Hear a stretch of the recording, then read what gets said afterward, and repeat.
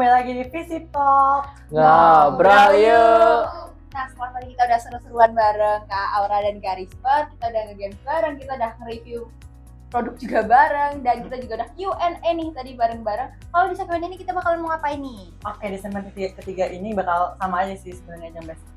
Kita bakal ngebahas tentang konten kreator, karena menurut aku konten kreator for these past years adalah suatu profesi yang dimauin banyak orang nih ya kan, karena dianggapnya menarik dan juga menyenangkan gitu ya kan. Jadi kayak nggak sedikit orang yang membangun karir dari platform-platform digital gitu lah, such as Instagram, TikTok maupun YouTube.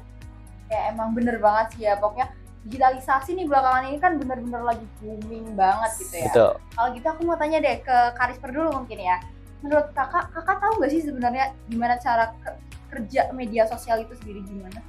Kalau menurut aku cara kerja media sosial berarti kan kita yang dilihat itu visual banget ya. Yes. Visual, audio sangat dilihat banget. Jadi mungkin kita sebagai content creator pasti pengen memberikan yang terbaik gitu buat penonton-penonton kita, buat followers kita juga. Jadi kita sebagai content creator mungkin harus bisa memaksimalkan media sosial juga. Salah satunya kita pinter ngedit juga harus gitu.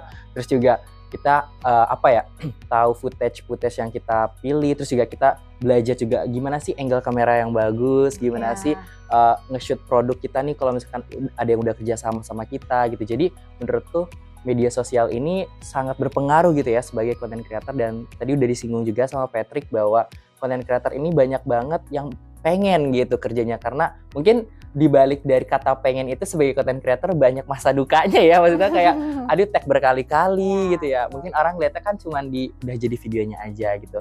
Cuma kalau misalkan kita emang ikhlas ngerjainnya, kita emang passion dan suka, itu bakalan enjoy banget sih, bakalan itu jadi cuan yang terus menerus gitu bertambah gitu. Kalau dari aku sangat-sangat aktif banget sih medsos saat ini, jadi kita harus bisa memaksimalkan juga gitu. Emang visualnya dulu ya. Iya, visual dan audionya itu dilihat banget sama followers atau mungkin sama teman-teman yang pakai medsos juga. Kalau Kak Aura sendiri nih paham nggak sih cara kerja si media sosial ini? Iya paham banget, apalagi nggak paham banget, paham lah ya. Apalagi ini yang suka ngada-ngada engagementnya tuh TikTok ya. Dia tuh kayak kadang bisa nge-blow up suatu video bener-bener sampai berjuta-juta views, kadang kayak udah mau semaksimal mungkin tapi viewsnya malah sepi kayak gitu. Itu menjadi PR sih untuk aku dan mungkin teman-teman kreator yang di TikTok terutamanya. Jadi aku tuh lagi lagi mencoba kita tuh personalisasi, kita nih masuk ke bagian apa kayak gitu. Karena ketika aku baca dari informasi, TikTok tuh mengkategorikan konten gitu loh. Ini si akun ini konsisten gak tentang si konten yang dia buat kayak gitu, apakah di skincare, apakah di make up, ataukah di daily life kayak gitu. Nah, aku lagi mau coba membangun kayak gitunya, entah di TikTok atau di Instagram. Bahkan brand yang pengen kerja sama kita pun mereka tuh bakalan lihat banget kamu tuh sebenarnya role play dari si konten itu arahnya kemana gitu. Bahkan kalau misalkan emang skincare, lihat dari juga followers, like-nya, terus juga ada tuh aplikasi yang bisa tahu rate engagement kita tuh nge-value orang tuh berapa banyak gitu. Bahkan itu bisa dilihat red card kita sebagai content creator gitu. Iya, kalau red card ya. Iya. Jadi nggak cuma visualnya aja, tapi emang segmented gitu ya, segmentasi. Sebenarnya kita harus belajar juga sih tentang medsos gitu. Betul. Oke, terus kalian sebagai content creator sekarang nih bisa nggak sih ngelihat kayak prospek kedepannya gimana sebagai seorang content creator? Apakah nanti semakin banyak genre atau gimana? Kalau dari aku sangat berkembang ya, sangat-sangat berkembang, karena mungkin sekarang orang itu bisa kita nggak usah ngomongin orang kali ya, mungkin ya diri kita sendiri. Pagi aja kita udah buka Instagram, udah buka TikTok gitu. Apapun itu medsos yang udah kita buka itu menjadi salah satu kebutuhan kita sehari-hari gitu. Jadi menurut aku ini sangat berkembang dan pastinya bakalan muncul banyak sekali konten-konten creator yang pastinya bakalan bisa memberikan kreativitas mereka gitu di platform manapun itu. Sangat berkembang banget. Betul, apalagi kayak sebenarnya semua hal tuh bisa dikontenin gak sih sebenarnya. Cuman pinter-pinter kita aja ngambil kesempatan tersebut, pinter-pinter kita aja buat ngerangkai situasi tersebut untuk dikemas menjadi sebuah konten. Itu sebenarnya pinter-pinter kita aja. Sebenarnya semua orang tuh bisa menjadi content creator, karena kan content creator kan pembuat konten gitu ya. Sebenarnya tuh siapapun tuh konten creator. Kalau kalian buat konten ya kalian konten creator, menurut seperti itu. Jadi sangat prospektif ya. Iya, perspektif banget. Patrick? Oke, nah kalau misalkan kalian title-nya udah content creator nih, dan kalian tuh kalau misalkan content creator kan sebagai profesi ya, dan profesi itu harus konsisten, ya kan? Nah, gimana sih kalian membangun konsisten tersebut dari segala kesibukan kalian yang ada? Sejujurnya aku masih belajar banget sih tentang masalah si konsistensi ini. Kadang aku kayak udah take banyak footage nih, terus tiba-tiba di tengah jalan kayak mager, atau tiba-tiba kayaknya kurang deh kayak gitu. Nah itu tuh masih menjadi PR untuk kita. Aku sih sekarang lebih ke aku mau apa nih, misalkan aku lagi suka lip tint ini, aku lagi suka makeup ini kayak gitu. Aku kayak jadinya semenjak aku buat konten, aku jadi berpikiran lain selain beli doang. Dulu kan kayak beli, suka, pakai gitu kan. Kalau sekarang beli, suka, apa gue buat konten ya? Gitu. Sekarang jadinya kayak gitu. Mungkin itu untuk membangun konsistensi aku sih. Bener banget. Kalau ngomongin namanya konsisten itu susah ya, teman-teman semua. Sebagai content creator, karena mungkin kalau udah yang bekerja sama brand, deadline-nya bener-bener aduh cepet-cepet banget. Kalau kita nggak konsisten buat bikin footage videonya, terus juga mungkin produknya belum dikirim, kan jadi kayak aduh kita harus cari-cari dulu, maksudnya mana sih yang harus kita kerjain dulu gitu. Jadi kalau namanya konsisten ya itu susah banget ya sebagai content creator. Makanya kenapa kalau misalkan di TikTok itu kita harus ngepost 1 hari 1 video minimal itu karena biar rate engagement kita itu nggak turun gitu. Jadi orang-orang tetap melihat kita itu bahwa konten yang setiap hari itu bisa diupload, terus juga brand yang mau kerja sama tuh makin percaya sama kita gitu. Aktif juga. Berarti deadline ini kan lebih serem dari deadline El Biru ya.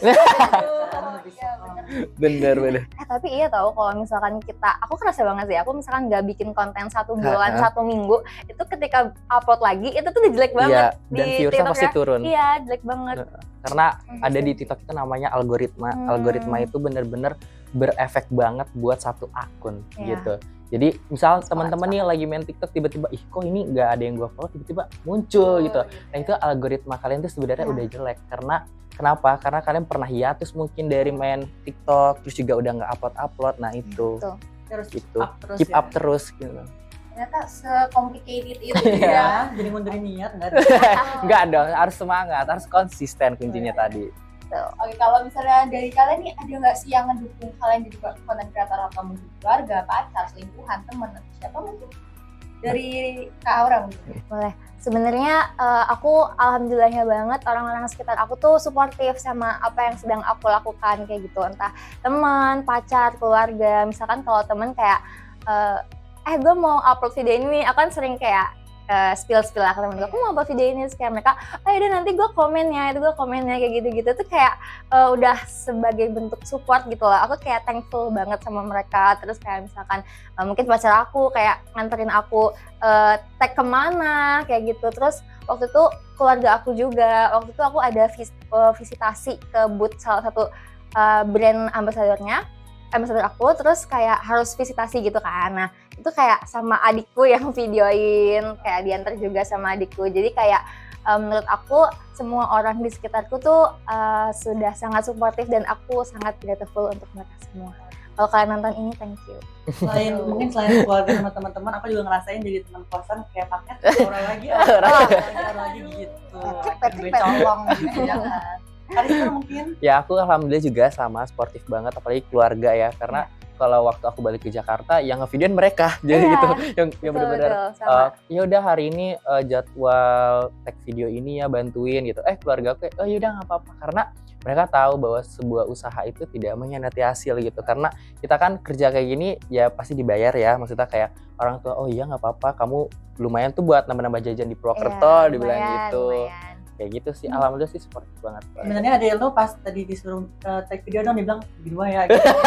Iya dong, pasti bakalan aku kasih, nggak mungkin enggak. Enggak sih, aku lebih kayak sowokan kayak nih gue bener. Atau enggak kadang aku dikirimin ini kan, PR package kan sama brand. Nah itu kadang aku bagi 2 sama adikku, kayak kayak seneng. Ya udah sini mau gue videoin kemana gitu-gitu. Jadi kayak udah seneng. Tolong aja kamarnya, aku buka gitu. Siap. Next time ya Patrick. Aku tunggu. Boleh gitu ikutan juga dong. Pindah dulu kok sampai gitu. Betul. Oke, tadi kan kita udah ngomongin dukungan ya, banyak banget dukungan dari teman, dari pacar juga ya, Kak Aura, Risper mungkin sun pacar ya. Oke, sekarang tantangan apa sih yang kalian dapetin sebagai konten kreator jauh ini?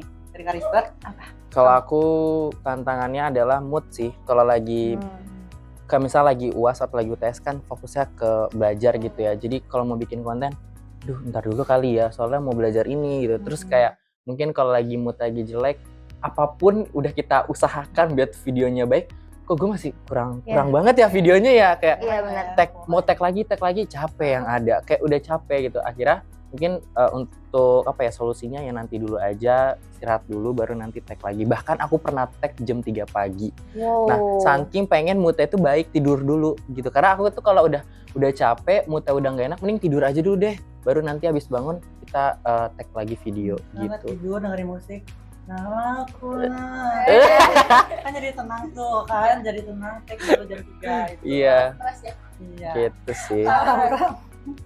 Ya kalau aku ada dari faktor internal sama eksternal. Iya. Kalau internal sama sebenarnya kayak Risper kayak gitu, kayak kerasa banget lah kita harus tag video di kondisi bad mood tuh nggak bisa. Nggak bisa. Sumpah, bukan lebay, bukan apa, tapi nggak bisa. Kayak jadi mukanya tuh jelek, nggak jelas gitu lah pokoknya. Itu internal. Tapi ya kalau internal ya harus aku sendiri kan yang mengkondisikannya kayak gitu.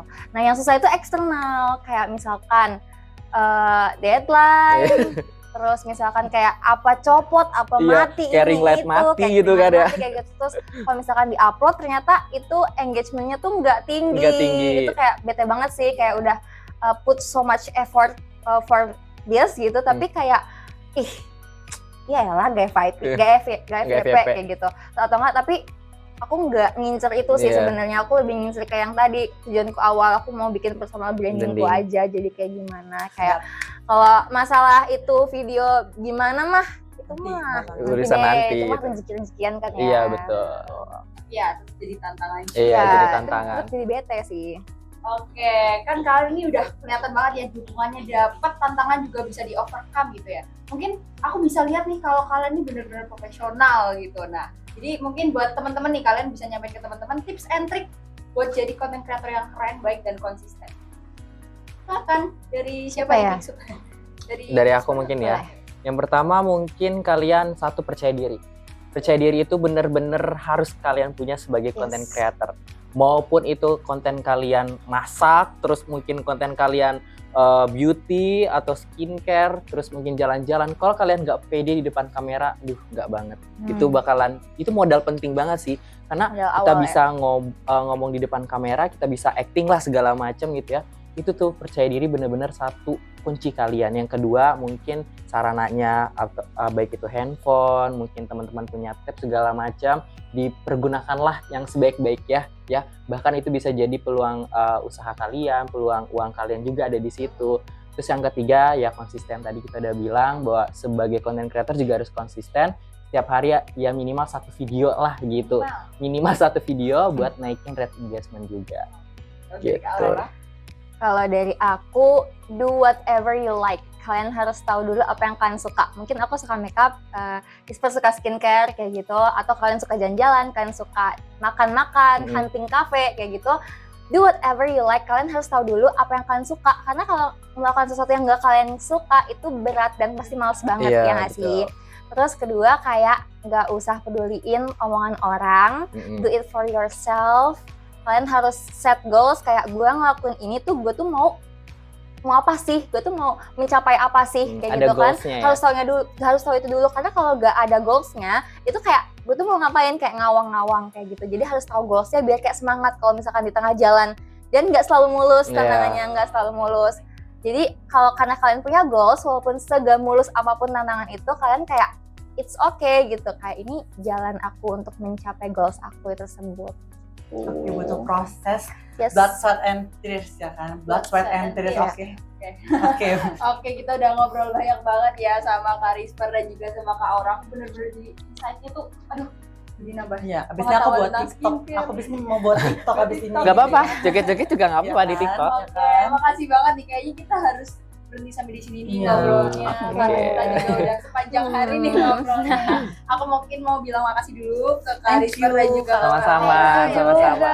guys. Oh my god. Udah nyempatin hadir dan juga aku mau ucapin terima kasih buat teman-teman atau folks yang ada di rumah karena udah nyimak kita sampai akhir nih. Patrick, Ya, jangan lupa untuk di like, comment, dan subscribe dan juga komen di comment section down below siapa bintang guest star yang akan kita undang di minggu selanjutnya dan juga topik apa sih yang lagi hot untuk kita bahas. Oke, thank you guys all for watching. See you guys on the next Visit Talk. Ngobrol yuk.